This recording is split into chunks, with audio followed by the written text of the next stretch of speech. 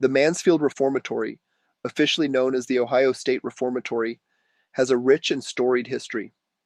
Located in Mansfield, Ohio, it was designed by architect Levi T. Schofield, and construction began in 1886. The reformatory was built to reform rather than punishing young male offenders, reflecting the progressive ideals of the time.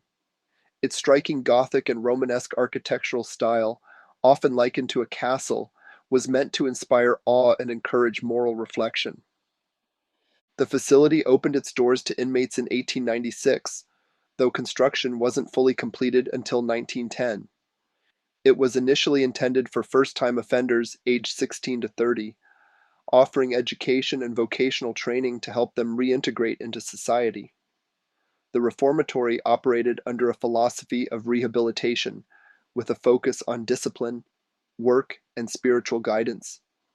Its massive cell blocks, some of the largest in the world, housed hundreds of inmates at a time, with the east cell block standing 6 tiers high.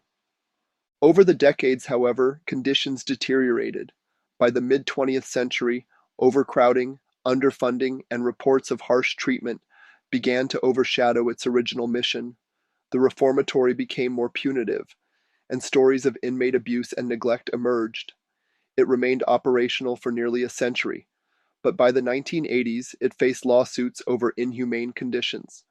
In 1990, the Ohio State Reformatory closed its doors as a functioning prison after a federal court order mandated its shutdown. Post-closure, the site gained a second life. Its haunting, castle-like appearance made it a prime location for Hollywood, most famously serving as the setting for The Shawshank Redemption, 1994, based on Stephen King's novella.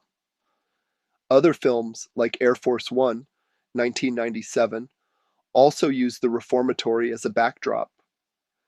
Today, the Mansfield Reformatory is preserved by the Mansfield Reformatory Preservation Society, which was formed in 1995 to maintain the site. It's now a historic landmark and popular tourist destination, offering tours that explore its prison history, architecture, and Hollywood connections.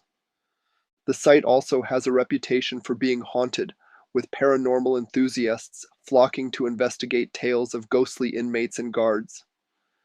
People who have visited this prison have reported eerie events and unexplained phenomena, from strange noises and movements to unexplained cold spots and ghostly apparitions. Many have claimed to have seen the ghostly figures of former inmates and guards, while others have heard strange whispers and disembodied voices. These reports have sparked a lot of interest and debate, with many wondering what could be causing these paranormal occurrences. Some believe that the prison's dark history has led to a buildup of negative energy, which is manifesting itself in these strange events. Others think that the prison may be haunted by the spirits of those who died there, trapped between the world of the living and the afterlife. As you walk through the prison's crumbling corridors, you can't help but feel a sense of unease and tension, as if you're being watched by unseen eyes. The air is thick with the weight of history, and the smell of decay and rot hangs heavily over everything.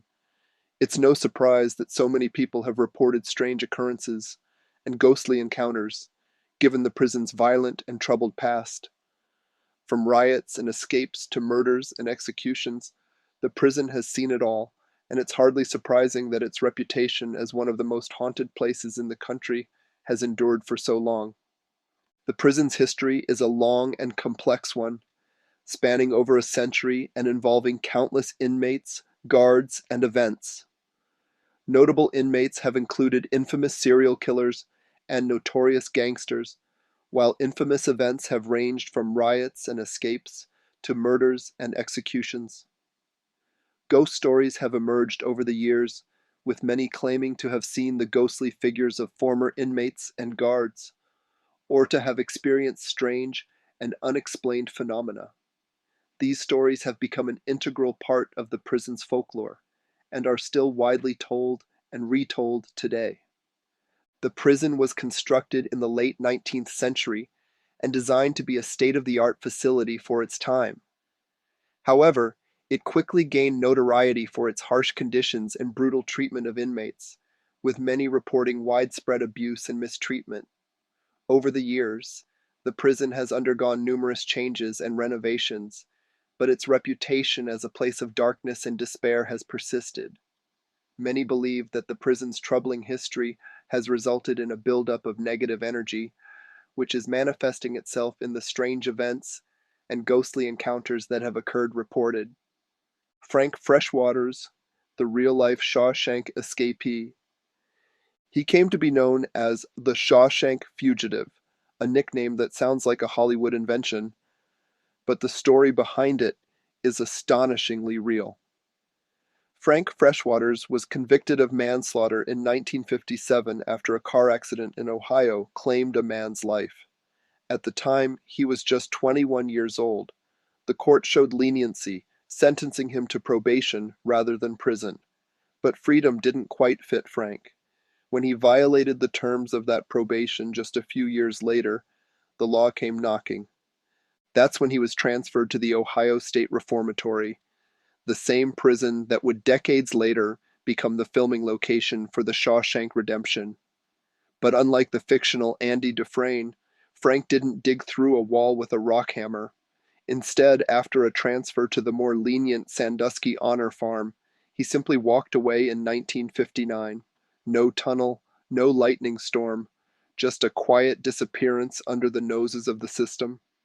From there, Freshwaters vanished into the fabric of American life. He assumed a new identity and lived under the radar for 56 years, crisscrossing states and settling eventually in Melbourne, Florida. There he blended in as the classic, unassuming neighbor, a polite, soft-spoken man who offered no hint of the decades-old secret buried in his past.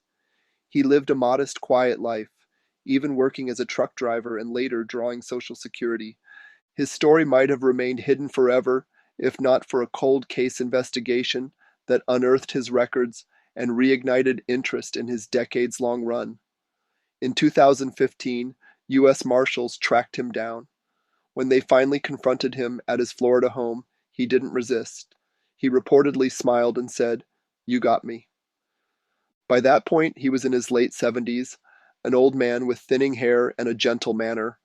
His neighbors were stunned.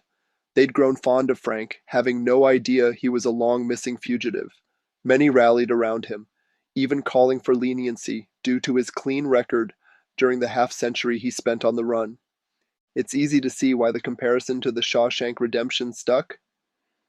The prison's ghost stories are legends, with many claiming to have seen the ghostly figures of former inmates and guards, or to have experienced strange and unexplained phenomena. One of the most compelling ghost stories is that of a former inmate who was wrongly accused and executed for a crime he did not commit. His spirit is said to haunt the prison's death row, where he was held before his execution, and many have reported seeing his ghostly figure or experiencing strange and unexplained phenomena in the area.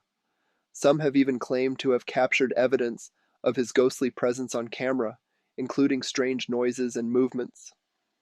Another ghost story that has emerged from the prison is that of a group of inmates who were killed in a riot.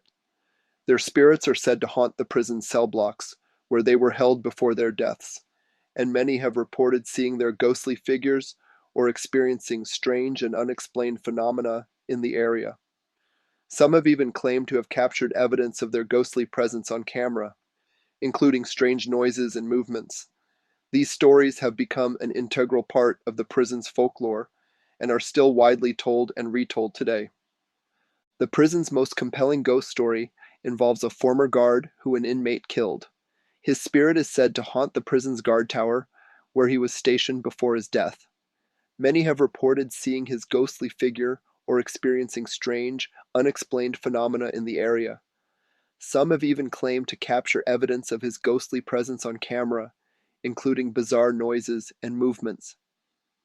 This story has become one of the most enduring and widely told ghost tales to emerge from the prison, and is still widely believed today.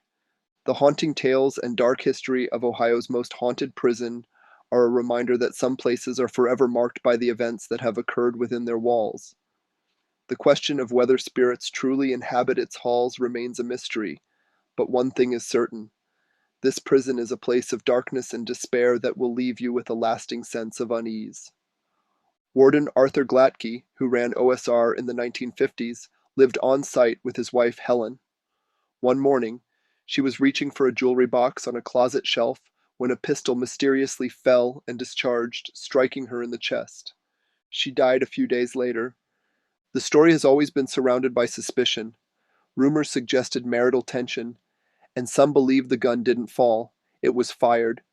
Just a few years later, Arthur himself died of a sudden heart attack at his desk. Visitors claim Helen never left. Helen Glatke's spirit is said to linger near the old warden's residence. Tour guides and visitors have caught whiffs of roses or lavender perfume, heard soft sobbing, or witnessed the flickering of lights that are no longer connected to power. Some report cold spots in her former bedroom and the inexplicable sensation of being watched. It's said Helen's death, intentional or not, left her tethered to the only home she knew. If you've got a ghost story to share, please let me know in the comments below. And don't forget to check out my next video where I'll be exploring another haunted location.